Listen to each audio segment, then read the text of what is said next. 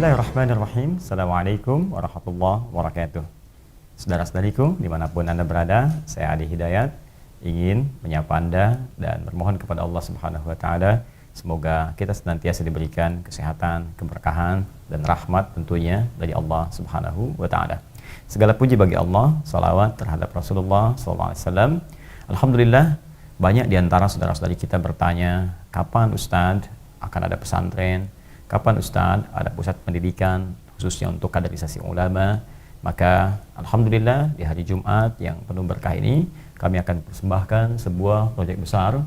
Ada kampung Al-Quran, ada center untuk kegiatan dakwah pancaran Islam untuk dunia dari Zamrud Khatulistiwa, dari Bumi Pertiwi Indonesia. Ini market yang sedang kita siapkan. Di sini ada center masjid tentunya. Di sini nanti ada pesantrennya, di sini juga ada kegiatan-kegiatan yang menjadikan ini semua akan menjadi miniatur laboratorium Al-Quran yang khususnya berada di Indonesia dan umumnya juga akan berkolaborasi dengan beberapa lembaga-lembaga dan institusi pendidikan internasional di dunia ini insya Allah. Saudara-saudariku, proyek ini akan terlaksana tentunya bila ada area yang kita siapkan dan kita bisa akuisisi.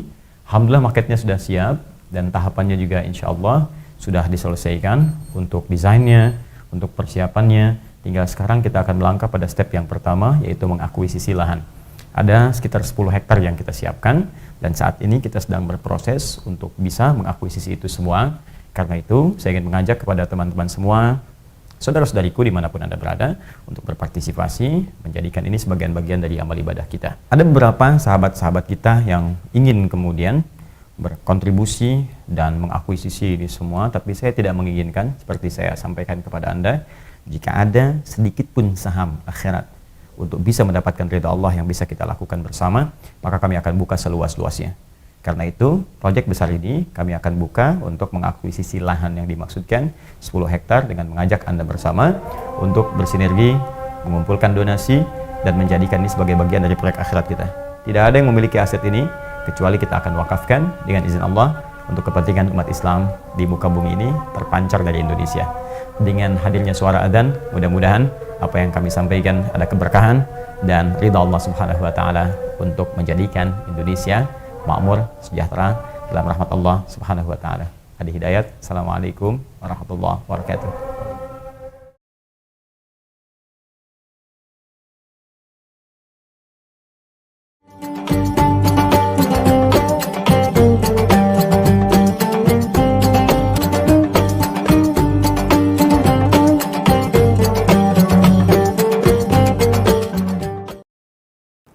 Bismillahirrahmanirrahim. Assalamualaikum warahmatullahi wabarakatuh.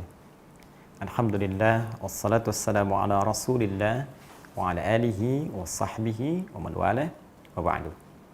Saudara-saudariku, bersyukur pada Allah Subhanahu wa Ta'ala kita masih diberikan kesempatan dan kekuatan untuk menunaikan ibadah siyam Ramadan di hari yang ketiga ini. Kita bermohon kepada Allah Subhanahu wa Ta'ala semoga seluruh ibadah yang telah kita tunaikan, kita pupuk dengan sungguh-sungguh insya Allah sampai hari yang ketiga ini diterima oleh Allah Subhanahu wa Ta'ala. Di edisi Aku Suka yang ketiga ini, kita akan mencoba melanjutkan bahasan kita di pertemuan yang lalu tentang turunan dari makna kata Ramadan yang dijadikan oleh Allah Subhanahu wa Ta'ala sebagai waktu untuk menunaikan ibadah siyam yang sangat istimewa ini. Di pertemuan lalu, kita telah dapatkan kalimat Nabi Sallallahu Alaihi Wasallam yang memberikan satu gambaran bonus dalam penunaian puasa yang khusus ditunaikan di bulan Ramadan saja. Dengan kalimat Nabi Sallallahu Alaihi Wasallam yang sudah sama kita bahas, Man sama Ramadana. Siapa yang mampu menunaikan puasa di bulan Ramadan. Tentu dengan syarat, ketentuan, dan kualifikasi yang ditetapkan oleh syariat Islam. Yang menjadi bahasan kita pada pertemuan di seri ketiga ini adalah tentang kalimat Ramadan. Bahkan bulan ini pun yang dipilih oleh Allah Subhanahu wa Ta'ala untuk menunjukkan kemuliaan Ramadan dan diiringi dengan keistimewaan lain, yaitu bulan ditetapkannya turunnya Al-Quranul Karim sebagai wahyu termulia kepada Nabi yang sangat istimewa, yaitu Nabi Muhammad sallallahu alaihi wasallam. Dengan turunnya firman ini sekaligus menyebutkan satu kata Ramadan yang tersebut dalam Al-Quran pada rangkaian ayat puasa, yaitu di surah Al-Baqarah, Quran surah kedua ayat 185, saat Allah berfirman, "Syahru Ramadhan alladzi unzila fihil Quran." Maka puasa yang diperintahkan itu di ayat 183 muncul perintahnya, kutiba alaikumusiyam. Di ayat 185 menunjuk kepada waktunya. Maka puasa yang diperintahkan itu, kata Allah, tunaikan di bulan Ramadan, syahru Ramadan. Mudah bagi Allah Subhanahu wa taala untuk menunjuk bulan lain sebagai waktu penunaian puasa. Namun para ulama ahli hikmah khususnya mencoba untuk mencari dan menggali lebih dalam. Apa kaitan dengan penamaan Ramadan dengan kewajiban yang diturunkan oleh Allah Subhanahu wa taala untuk menunaikan puasa khusus di bulan itu? Maka sebagian menggali sampai ke akar katanya dan mengaitkan juga dengan keterangan Rasulullah SAW dalam hadis-hadis yang tersebar yang bisa kita gali dan kita pelajari. Baik saudara-saudariku, jika kita kembalikan ke akar bahasanya, dan ini keunikan dalam bahasa Arab, karena setiap penamaan yang diberikan oleh orang Arab, bahkan kitab-kitab yang disusun oleh para ulama, termasuk istilah-istilahnya, itu tidak mungkin melekatkan sebuah istilah yang hampa makna. Dan ini menjadi pegangan, khususnya bagi kita, para tulabul ilmi, kita para pencari dan penuntut ilmu. Catat kaidah ini, mustahil para ulama memberikan satu gambaran kata hampa makna yang tidak ada maksud di balik kata itu. Ya, pasti ada dilalahnya, dilalah iqtisadiyah, maksud di balik kalimat itu. Karena itu, kalau dulu kami mengaji pelajaran apapun saat menemukan istilah, kita tidak hanya menyebut istilah itu sebagai hafalan, tapi apa maksud di balik istilah itu. Nahwu, kenapa disebut dengan nahwu? Saraf, kenapa disebut dengan saraf? Bahkan nama kitab ketika dituliskan, Subulus Salam, kenapa disebut dengan Subulus Salam? Bulughul Maram, kenapa disebut dengan Bulughul Maram? Hingga Al-Imam Al-Bukhari, kita hanya menyebut Sahih Al-Bukhari. Tapi kenapa beliau menyebut namanya dengan kitab Al-Jami', Al-Musnad, As-Sahih, Al-Mukhtasar min umuri Rasulullah sallallahu alaihi wasallam wa sunanihi wa ayyamihi. Ada maksud di balik semua kalimat itu. Ada makna di balik penamaan itu.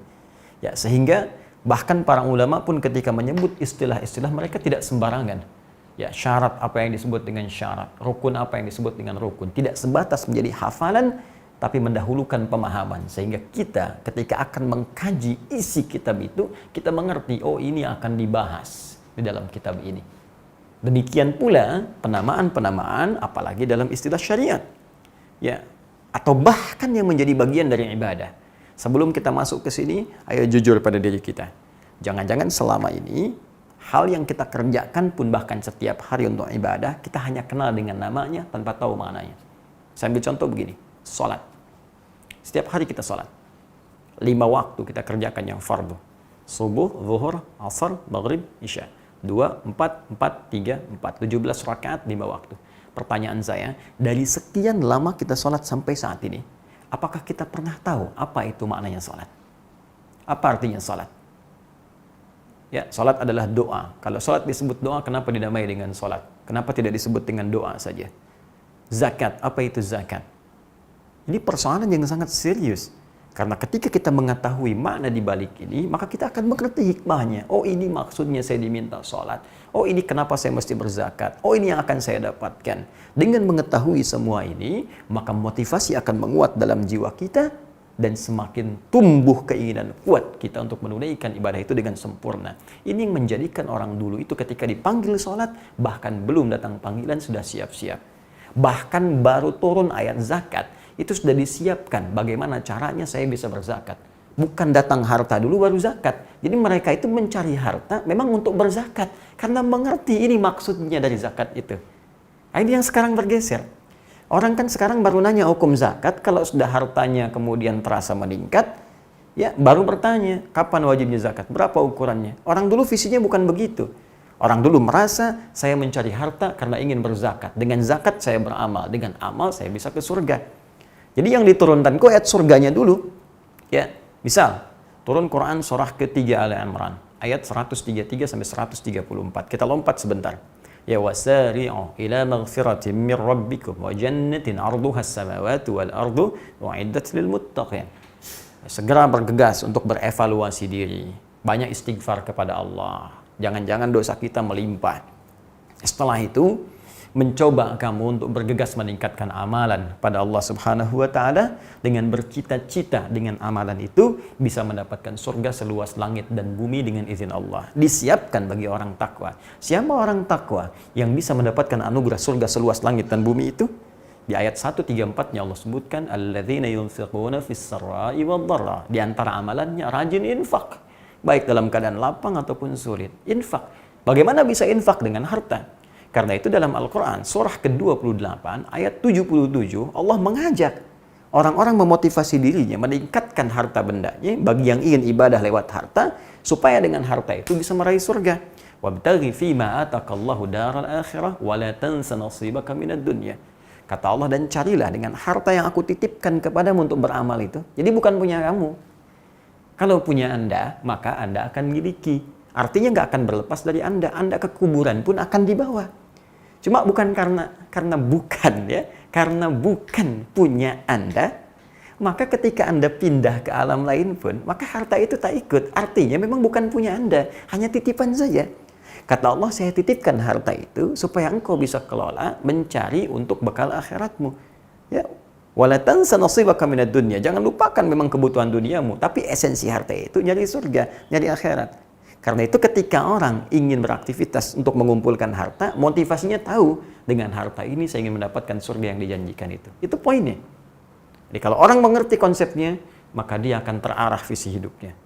Demikian Ramadan. Kenapa disebut dengan Ramadan?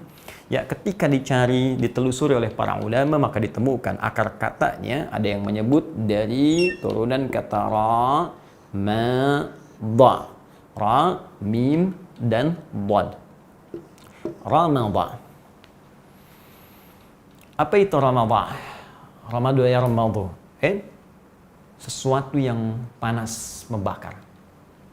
Sesuatu yang menyebabkan kering. Ya, karena itu kalau orang Arab berkata ramidatil ardu, ya, atau ramadatil ardu, maka ada pemaknaan di sini tanah itu, ya, atau bumi yang dipijak itu, ya, sudah mulai kering. Ya, ramadatil armalu, ya, kerikil-kerikil itu yang kita mau pijak panas, ya, saking panasnya, teriknya sinar mentari yang menerangi. Jadi, kalau suasana sudah panas, sudah terik, sehingga menyebabkan tanaman-tanaman kering, tanah menjadi kering. Nah, itu dalam bahasa Arab disebut dengan Ramadan.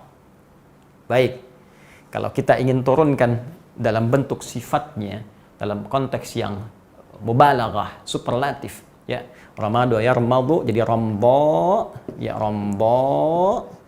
Baik, seperti ini. Keadaan yang sangat terik, membakar. Dan jadikan sifat mubalaghah Ramadanun atau Ramadanun, maka setiap ditambahkan alif dan nun di ujungnya, fa'alan atau wazan fa'lan dalam ilmu sharaf, ya, fu'lan, ghufran, yang ujungnya ada alif dan nun, ya. Ini menunjukkan sesuatu yang lebih, sangat, ya, sangat membakar, sangat terik, sangat gersang, sangat kering. Nah, ada yang menyebutkan kenapa Ramadan disebut dengan Ramadan, seakan-akan mengambil satu ilustrasi dari pemaknaan ini ketika orang Arab mengatakan Ramadatil jawfu, tenggorokan ini kering, idza sya'ara bil ju'i wal 'atash, ketika merasakan lapar dan haus.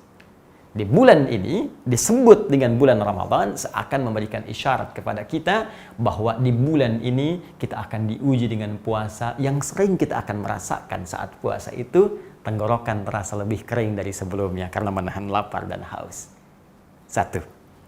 Ya, saya kembali mengingatkan pemaknaan pertama kata para ulama kita disebut dengan Ramadan seakan-akan ada isyarat dari Allah Subhanahu wa taala bahwa selama sebulan ini keadaan tenggorokan kamu tidak seperti bulan-bulan yang lain. Yang biasanya merasa nyaman, teralirkan minuman lepas dahaga, makanan enak dimakan. Di bulan ini mungkin akan terasa sedikit lebih kering dari hari-hari sebelumnya karena menahan lapar dan haus. Tapi ada makna yang kedua yang sangat indah disebutkan secara kiasan majazi oleh para ulama. Kenapa disebut dengan Ramadan? Ingin mengambil makna yang kedua yaitu makna kiasan majaz dari penetapan kata ini seperti disebutkan dalam konteks kebahasaan. Disebut dengan Ramadan bukan sekedar ingin menggambarkan panas yang terik, yang membakar, yang menghanguskan segala apa yang ada di sekitarannya, tapi juga memberikan gambaran anugerah dari Allah Subhanahu wa taala bahwa dengan hadirnya bulan ini akan berpotensi membakar, menghanguskan, menghilangkan sebuah dosa-dosa yang pernah menempel dalam jiwa dan tubuh seorang hamba. Bukankah jika Anda ingin membakar sesuatu atau menghilangkan satu kotoran yang sulit dihilangkan dengan hal yang biasa, bukankah Anda membakarnya? Jika Anda ingin membakar sesuatu, menghilangkan sampah-sampah yang tidak ingin Anda lihat, yang tidak ingin Anda saksikan dalam keseharian, bukankah salah satunya dengan membakarnya sampai hilang debu-debunya? Maka seakan-akan Allah ingin mengatakan, saya turunkan bulan penuh kemuliaan, kamu beramal saat puasa itu, disertai dengan istighfar kepada Allah, mengerjakan banyak amal soleh, dan dengan itu Allah akan berkenan membakar seluruh dosa-dosa yang pernah kita kerjakan selama ini dalam kehidupan kita. Ini poin yang bisa kita dapatkan dalam konteks kata Ramadan. Lalu ada yang menarik dari turunan kata ini. Ramadan berasal dari kata Ramadhan, terlacak dalam hadis Nabi sallallahu alaihi wasallam dalam hadis riwayat Muslim nomor hadis 1289 sampai 1290. Anda bisa temukan juga jika tidak sama ya kitabnya dengan kami cetakannya, maka cari di Kitabul Musafirin, Kitabul Musafirin ya Salatul Musafirin wa Qasriha. Ya, kitab Salatul Musafirin wa Qasriha. Bab Salatul Awwabin hina tarmadul fisal. Ya, hina tarmadul fisal.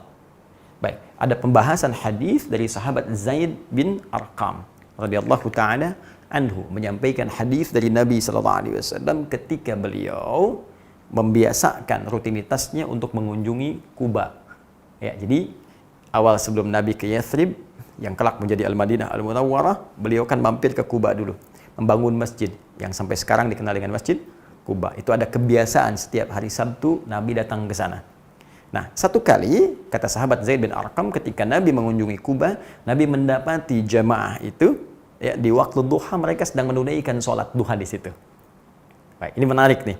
Ya, dan itu ditelusuri oleh para sejarawan, itu kalangan dari Bani Auf dari Khazraj. Ya, Bani Auf dari Khazraj punya kebiasaan sholat sunnah duhanya di masjid.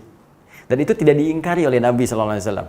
Ya, artinya kalau Anda ingin tunaikan sholat duha, misal dalam pekerjaan Anda di kantor, kan, dekat dengan masjid, boleh Anda mampir dulu, ya, kemudian tunaikan sholat duha, kemudian kembali ke tempat kerja Anda, itu sah, tidak diingkari oleh Nabi sallallahu alaihi wasallam. Tapi yang paling menarik, ketika Nabi menyaksikan itu, lantas Nabi memberikan komentar. Perhatikan kalimatnya. Salatul awwabin hina tarmadul fisal. Ya, salatul awwabin, salat golongan awwabin itu ya hina tarmadul fisal akan sangat lebih bagus kalau dikerjakan waktunya hina tarmadul fisal. Nih, kembali ke akar kata ini. Ramadan ya ramadu. Ya, Nabi mengatakan tarmadul fisal, yaitu saat matahari agak meninggi ya dan panasnya sudah mulai agak panas dari biasanya sampai fisal. Fisal itu jamak dari kata fosil. Fisal ya, jamak dari kata fosil yaitu anak unta. Ya, anak unta yang baru disapih dari ibunya. di ibunya sudah menyapihnya, terus anak unta ini mulai dia berusaha untuk berjalan, ya biasanya kena kerikil-kerikil, kena pasir, tidak kerikilnya. Nah itu kalau dia sudah menginjak dan mulai agak panas kerikilnya, biasanya dia injak, angkat, dia injak lagi dengan yang lain, angkat, injak lagi, karena belum sekuat ya tapakan kaki bapak ibunya. Nah ketika anak unta ini sudah mulai menginjak dan merasa lebih panas ya dari sebelumnya, jadi dia angkat, dia injak, dia angkat lagi. Nah itu situasinya, waktunya disebut dengan tarmadul fisal. Saat anak unta mulai merasa panas dengan pijakannya. Itu yang disebut oleh Nabi SAW dengan sholatul awwabin. Di sini syahidnya ada dua. Ya, satu, Nabi ingin menunjukkan akar kata dari kalimat Ramadan ini, dari kata Ramadan. Dalam kalimat Nabi disebut dengan tarmad, sesuatu yang sudah membakar. Ya, sesuatu yang sudah menjadikan kering, terik. Ya, dalam makna kiasan tadi kita sudah bahas. Tapi ada yang sangat menarik, Nabi mengaitkan kalimat tarmadul fisal dengan kalimat awwabin. Ya, dari kata aib. Aib, sigah mubalaghahnya awwab, jamaknya awwabin. Kata kerjanya, fi'ilnya aba. Ya, dari kata aba jadi aibun, awwabun, awwabin. Siapa itu? Yaitu orang-orang yang senantiasa menjaga dirinya dari perbuatan maksiat. Orang yang rajin zikir, orang yang rajin beramal saleh, orang yang menghindari perbuatan-perbuatan buruk, orang yang menjauhi perbuatan maksiat. Karena itu sangat menarik ketika Nabi Sulaiman, anaknya Nabi Daud alaihissalam, ya, seorang pemimpin, seorang yang punya kuasa yang sangat luar biasa, tak mampu didapatkan orang sebelumnya, tak akan diraih orang setelahnya, bisa menaklukkan awan, Masya Allah, bisa bicara dengan hewan-hewan dan sebagainya. Tapi disifati oleh Allah Subhanahu wa taala dalam surat Sad itu dengan kalimat yang sangat indah, ni'mal abdu innahu awwab. Walaupun beliau dititipi kekuasaan, dititipi kehebatan yang tidak biasa, tapi dalam saat yang bersamaan beliau mampu meninggalkan apa yang tidak disukai oleh Allah Subhanahu wa taala, hal-hal maksiat yang dilarang untuk meningkatkan zikir kepada Allah Subhanahu wa taala. Nabi menyandingkan kalimat tarmad Ramadan dengan kalimat awwabin, orang-orang yang mencoba meninggalkan maksiat dan memperbanyak zikir kepada Allah Subhanahu wa taala. Jika Anda ingin rubah kalimat Ramadan menjadi bentuk superlatif, maka kata ini akan berubah menjadi Ramadan dengan makna yang lebih luas, makna yang lebih dahsyat. Seakan-akan Allah memberi petunjuk kepada kita, kalau Anda ingin dibakar dosa-dosanya di bulan ini, dihilangkan semua kesalahannya, maka mulai gunakan waktu berpuasa ini sekaligus untuk mengukur diri, meninggalkan perbuatan-perbuatan maksiat, merenungkan kesalahan apa yang telah kita perbuat, tangisi itu, keluarkan air matanya, taubat kepada Allah, kembali dengan sifat awwabin kepada Allah Subhanahu wa taala, dan isi dengan beramal soleh. Itu yang bisa menjadikan Ramadan memiliki makna yang bisa membakar dosa-dosa kita. Bukan sekedar menahan lapar, menahan haus, tapi tidak pernah mengoreksi diri dari setiap aktivitas yang kita bisa kerjakan. Kalau Nabi Sulaiman dengan segala jabatan yang besar bisa mengerjakannya, kenapa Anda orang kecil tidak mampu melakukannya? Kalau Nabi Muhammad SAW sudah memberikan isyaratnya dan beliau lebih mulia dibanding nabi-nabi sebelumnya, kenapa kita yang belum jelas surga dan menegangkan hisabnya masih menganggap enteng ketika Allah memberikan jaminan yang sangat luar biasa ini? Itu yang dimaksud dengan Ramadan. Semoga kita bisa mengamalkannya dengan izin Allah Subhanahu wa taala, sehingga Allah berkenan menghanguskan dan membakar seluruh dosa-dosa kita di hari dan bulan yang sangat mulia ini. Allahumma taqabbal minna innaka antas samiul alim wa tub alaina innaka antat tawwabur rahim waj'alna minal awwabin al marhumin. Wa sallallahu ala sayyidina Muhammad wa ala alihi wa sahbihi wa ummatihi ila yaumiddin wa akhiru da'wana alhamdulillahi rabbil alamin. Assalamualaikum warahmatullahi wabarakatuh.